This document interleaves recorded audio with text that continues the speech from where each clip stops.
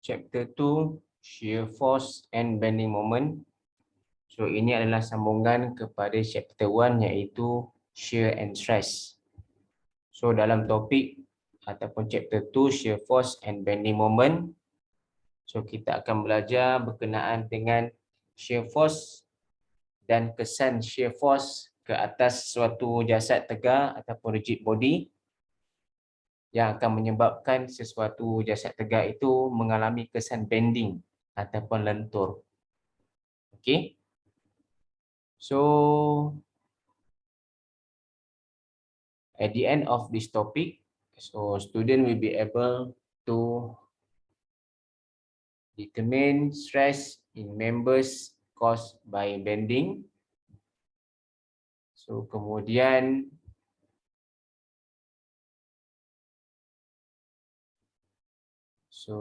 determine stress in members caused by bending. So yang kedua, discuss how to establish shear and moment diagram for a beam or shaft, and determine the largest shear and moment in a member and specify where they occur. Okay. So topics dalam dalam chapter ini adalah berkaitan dengan beam dan shear force and bending moment diagram. Okay. So untuk memudahkan pemahaman pelajar, okay, so saya akan tunjukkan secara mudahnya bagaimana ataupun apakah perbincangan yang akan dijalankan dalam topik ini. Okay. So topik kita adalah shear force and bending moment.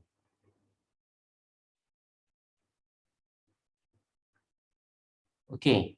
So saya bagi satu analogi mudah. Okey. Kita assume ada satu beam. Okey, ataupun rod ataupun apa-apalah. Okey, jasad tegar lah. Okey. Ataupun kita assume dia secara mudahnya ada satu beam lah. Okey. Ada satu beam. Kemudian kita kenakan satu force. Okey, kita kenakan satu force.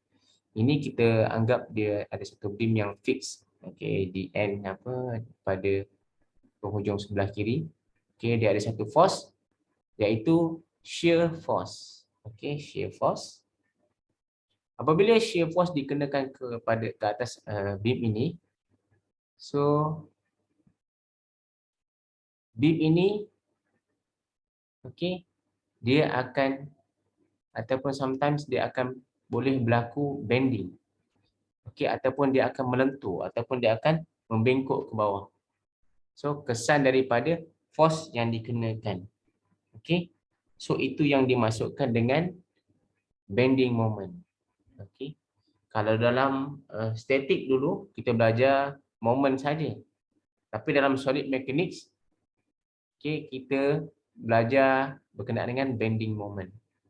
Okey. So apabila sesuatu force dikenakan ke atas satu beam, okey, dia boleh berlaku bending. Okey. Dia boleh berlaku bending. Okey, ataupun kesan lenturan akibat daya yang dikenakan. So ini yang kita akan belajar dalam topik ini. Okey. So bending ni sangat penting. Okey, supaya kita boleh tahu dia punya failure mechanism-nya macam mana kita nak predict. Okey. Dia punya force distribution dan sebagainya. Okey. So bending ni, okey, bending yang berlaku ni, okey, dia depends kepada 4 perkara. Okey. So bending dia depends on ada 4 perkara dia depends on. So yang pertama adalah types of load. Okey. Jenis load yang bertindak ke atas beam ni. So dia mempengaruhi dia punya bending distribution dia. Okey, ataupun bending diagram dia. So yang kedua adalah length of the beam. Length of the beam. Yang ketiga elasticity of the beam. Okay, elasticity of the beam. Okay, dia punya keanjalan beam tu. Okay, kalau beam ni dia brittle ataupun dia crush, so bending dia lain. Okay, bending dia akan jadi sedikit saja. Kalau beam ni dia mulur ataupun dia ductile, so dia akan melentur lebih banyak. Okay, so itu perbezaan dia punya daripada aspek elasticity dia, keanjalan dia. Okay, so yang keempat dia depends juga on types of the beam. Okay, types of the beam. Okay, so kesemua empat-empat aspek ini dia akan mempengaruhi at the end output kepada topik ini adalah kita nak tahu dia punya shear force diagram.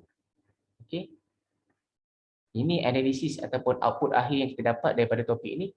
Kita nak tengok shear force diagram dia macam mana. Okay, ataupun SF, shear force diagram. Kemudian kita nak tahu juga dia punya bending moment diagram. Okay, bending moment diagram. Okay. So sebenarnya diagram ni dia represent apa? So sebenarnya dia represent graph. Okay, graph shear force ataupun graph bending moment. Okay, so kita akan pergi lanjut berdasarkan contoh-contoh seterusnya.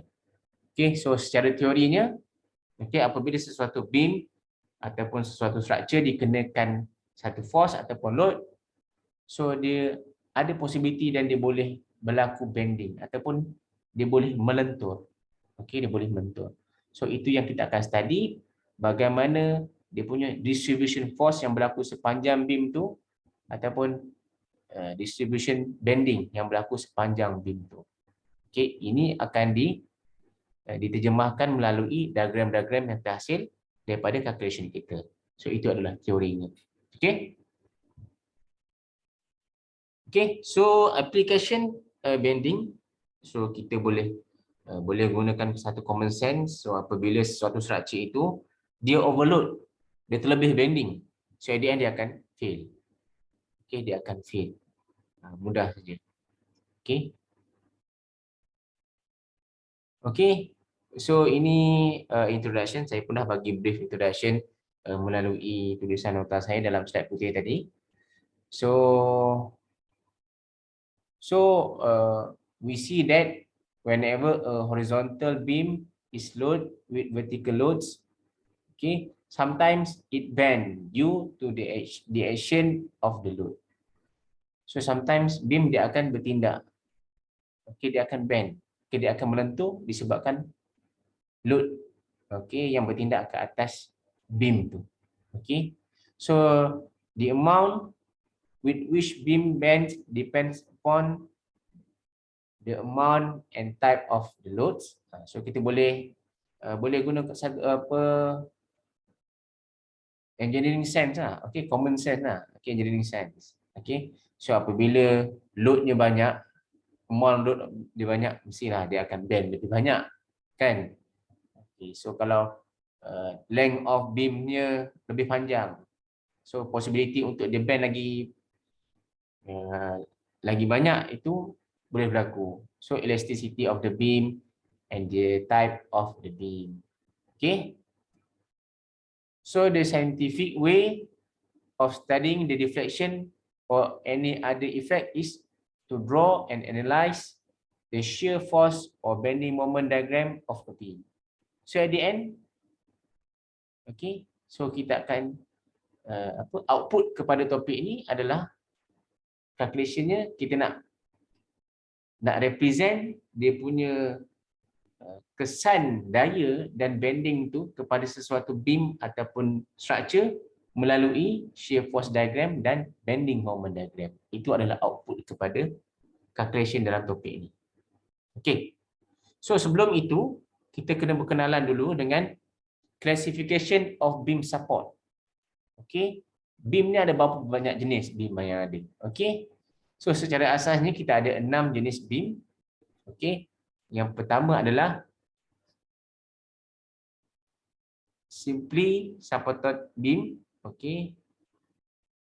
Yang ni overhanging beam, cantilever beam, continuous beam, beam fixed at one end and simply supported at the other end. So yang ni adalah fixed beam. Okey, dia fix kiri kanan. Okey, so ini adalah jenis-jenis beam yang ada. Okey, jenis-jenis beam yang ada. Okey, load pula. Okey, kita ada berapa jenis load? So, kita ada 3 jenis load. Okey, yang ni dia point load. Okey, yang ni uniform distributed load. Okey, yang ni uniformly varying load. Okey. So, kalau kita tengok balik load-load ni, okey, kita dah belajar pun asasnya dalam static. Okey. So, ini adalah point load. Okey.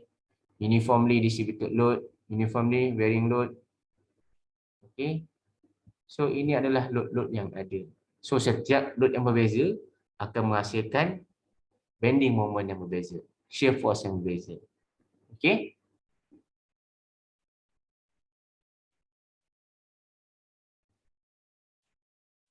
Okey. So, seperti yang saya telah maklumkan tadi, so output kepada calculation ataupun topik yang kita akan belajar dalam chapter 2 adalah ADN kita nak keluarkan dia punya shear force diagram dan bending moment diagram. So ini adalah shear force diagram, yang ini adalah bending moment diagram. Okay, so sebenarnya dia adalah graph. Okay, graph yang represent shear force dan bending moment. So shear force diagram, so pada paksi Y nya adalah shear force. Okay, shear force V. Okay, dan pada paksi X ni dia akan represent panjang beam. Okay, panjang beam. Okay, ini point A pada beam, ini point B pada beam, ini point C pada beam. Okay, so dia represent panjang beam tu. Okay, so dekat mana kedudukan shear force pada setiap senggatan atau point-point yang berada dalam sepanjang beam ni. Okay. So untuk bending moment diagram pula, okay, paksi Y nya adalah moment lah. Okay, moment. Okay. Dan paksi X nya juga yang sama, dia represent panjang beam. Okay, ataupun section-section yang ada dalam beam. Okay. So itu adalah output pada topik ini, di mana kita nak lukis. Okay, at the end selepas kita lakukan beberapa calculation, kita nak represent output kepada calculation tu, dia akan represent dalam shear force diagram dan bending moment diagram. Okey. So ni boleh pelajar boleh baca. Okey. So dia ada ada 2 step secara teori secara asasnya. Okey, ada 2 step untuk kita, 2 prosedur untuk kita analisis untuk calculation ni lah. Okey. So yang pertama adalah kita mesti selesaikan semua unknown force, terutama yang berada dalam support reaction. So kita kena tentukan, determine all reactive forces and couple moments acting on beam.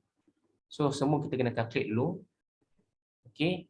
Dan yang kedua, barulah kita buat calculation untuk shear and moment function. Okay.